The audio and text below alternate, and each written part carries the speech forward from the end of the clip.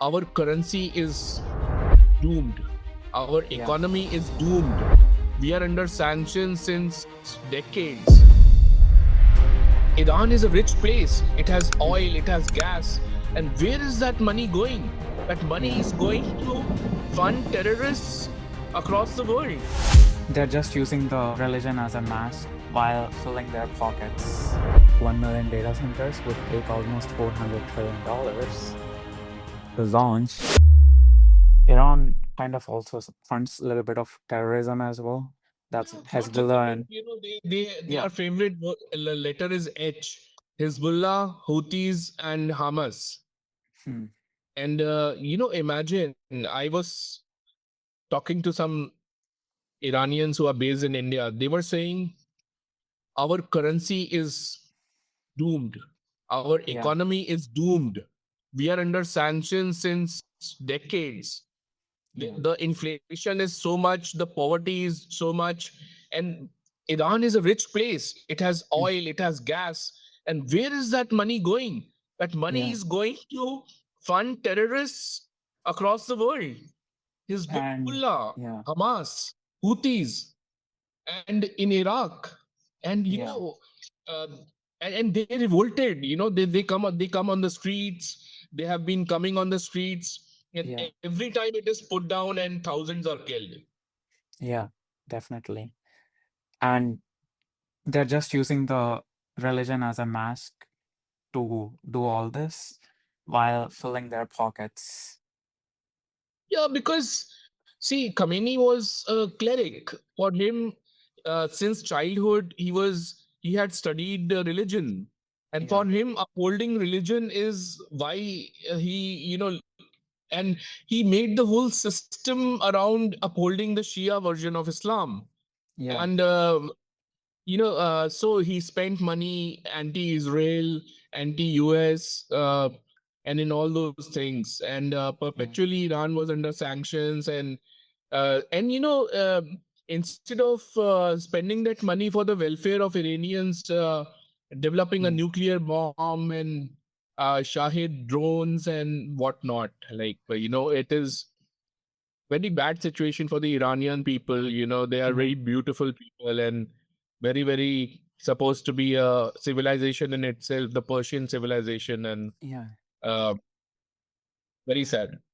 I have a lot of basically like people that I met across when I was going to college as well as in my previous workplaces.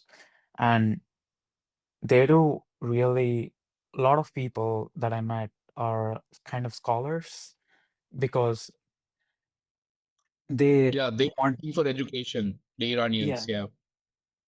they value the education as well as like they they do ton of research. Like the people that I met, they were doing a ton of research on photonics. And at that time, I think around 7 years back, 6 or 7 years back, photonics on chip was very hard. And at that time, they were doing that in few of the companies that in the area. And I was like, oh, this will be very interesting to come into life because if you mix photonics and transistor technology, then like you can reduce the amount of power consumption. And this is a different topic, but like, do you So think 1 basically, million? people in minds from Iran, like Mm. I had a client from Iran. This guy was a computer scientist, and Mhm. he had created some new technology. So he kept on. He had based his business in DIFC in Dubai, Mhm. and very well read, very soft spoken, uh, very intellectual, very keen, and understood technology really well. So I was like, amazing. Where did you study? He said, I studied in Iran. And I Yeah. said, like, I'm sure the level of uh, technology absorption in colleges in Iran must be good. He said it is good in some colleges. And Yeah. yeah, so that was great to see. Yeah. Yeah. And It is definitely like even one of my house owners previously was Iranian retired doctor from Beverly Hills on plastic surgery. And I don't know how many houses he has now, but at the time he had 28 units or something. I was like, In wow, US. in Doctors get paid US. so much in US, yeah. Yeah, and he retired and he started like buying houses near USC. So like he only gives houses to USC students.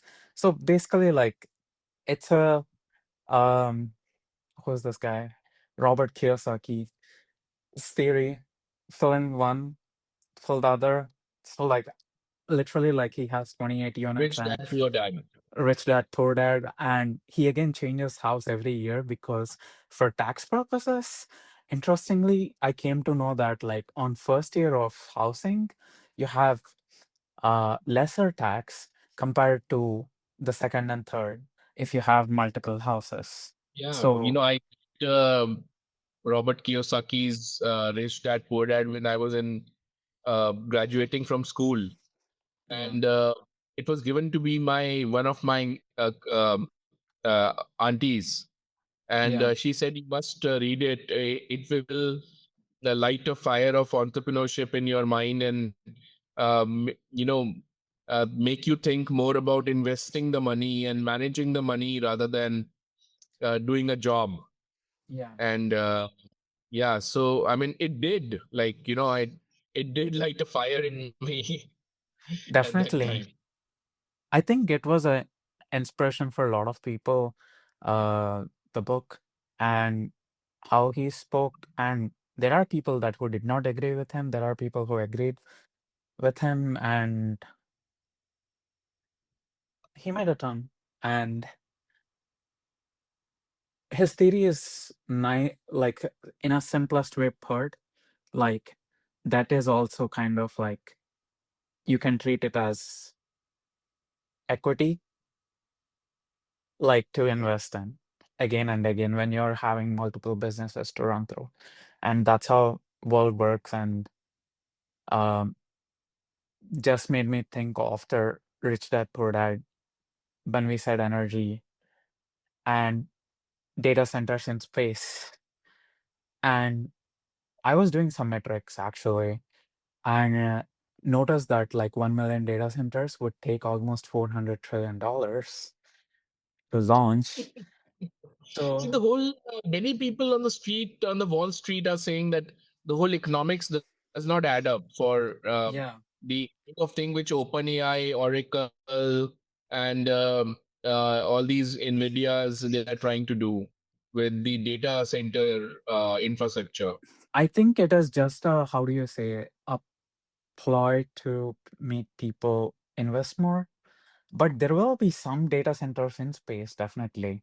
Not saying Yeah. not, but Yeah. I'm saying like the energy needs to be reduced, the weight of the data center needs to be reduced. Currently, like 1 kg takes like almost $4,000 to $7,000 on a good day.